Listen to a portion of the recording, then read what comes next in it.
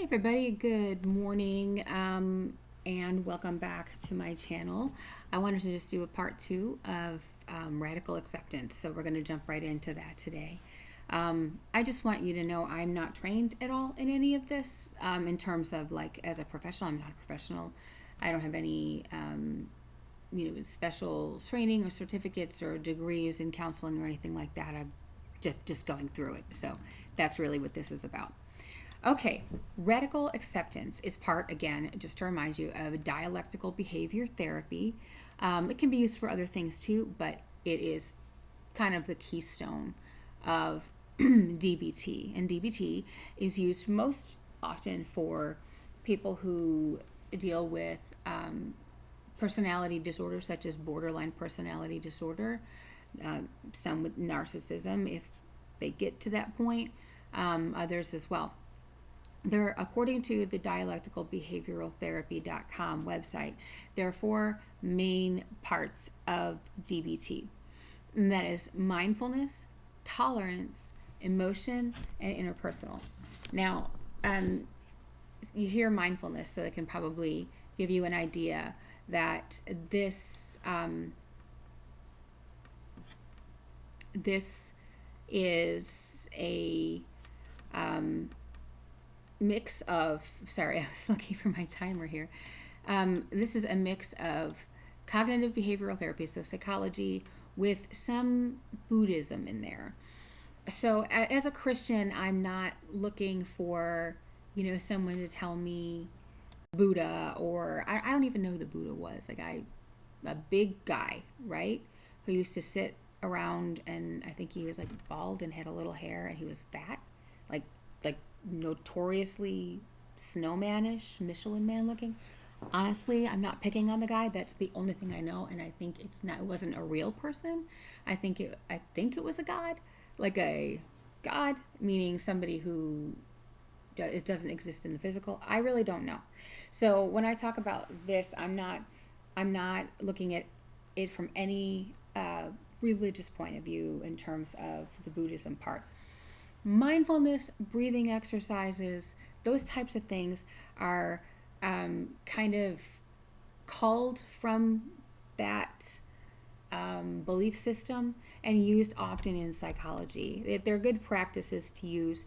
It's kind of like psychology is often used in, Christian counseling. Secular theory is often used in Christian counseling because it's not all,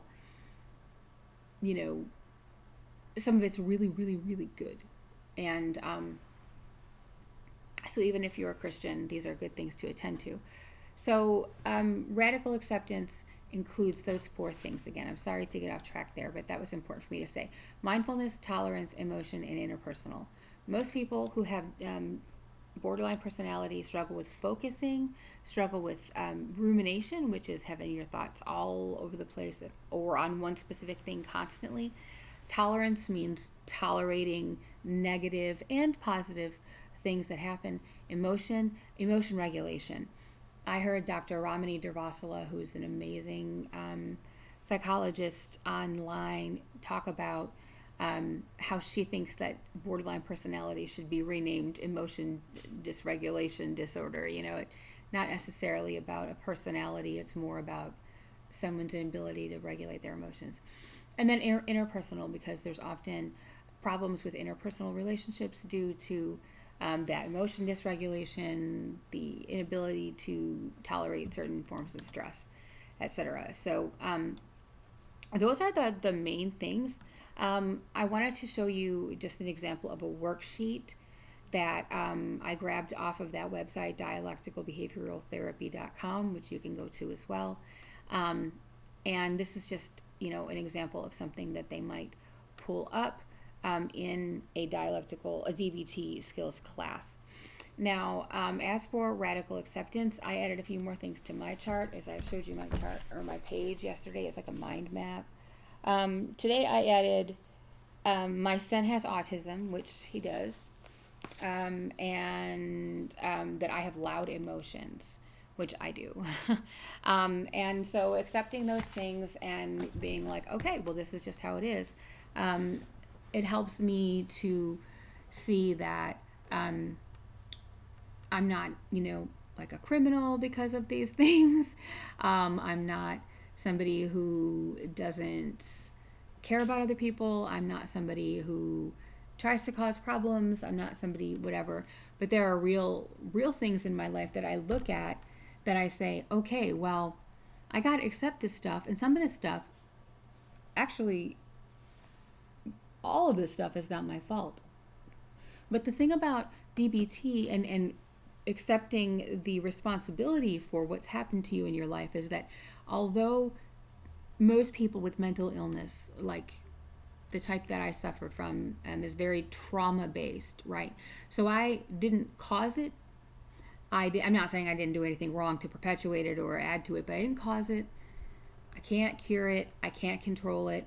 But what I can do is do what I can't cure and control the other things that have impacted me. But what I can do is take responsibility for it and get better. So that's a big part of radical acceptance. And just saying, this is what it is. And I hate that. I absolutely do. But that's a big part of it. And the other thing I wanted to just sort of put in there with radical acceptance is that there's a big part of DBT is self-validation. I'll put it like in quotes. Because a lot of people with borderline personality or other personality disorders, including narcissistic personality disorder, struggle greatly with their self-esteem. Both of them, according to research that I've read, are rooted in shame.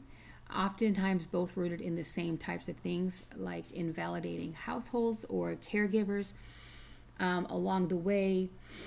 And there's sometimes things that, there's nothing you can do to take that away or change that, what happened. But it can leave you feeling completely like you're not valid. And so a friend of mine, radical acceptance helps with that because it helps you to see there's things that are wrong with you that you didn't cause, so it helps take away the blame and the shame of that. And there's something that a friend sent me today, and I don't think she'd mind me putting this up here. It's going to be backwards, right? But this was something that a prayer that she suggested that I pray over myself. And as you can see, it says, I am dearly? I am deeply loved, divinely appointed, abundantly equipped and profoundly cherished. And it goes on. I don't know if you can see it. It's really cool. I'll try and put a screenshot up there. So to remind yourself that, no matter what has happened in your life, no matter what people have done to you, or you've even done to yourself or other people, all these things still apply because Christ applies. And so that radical acceptance of those things, of accepting that you are a valid person, you are a loved, a cherished person, you are made in the image of God. Those things also are really, really a big part of it as well. So radically accepting that as well. That's my last little 2 cents on that for now. But if you watched, thank you so much. I hope you'll check out some of my other videos. Drop comment if you have any thoughts. Some of this stuff, is just, like I said, it's coming from books I've read or my own experience. So I'm sure that lots of people out there have lots more to say about it than I do. But this is just something that I'm doing to try and help myself get through it. So thank you again for watching. And I pray that God blesses you today and that you see how deeply loved and how cared for you are and how abundantly cherished you are by God alone.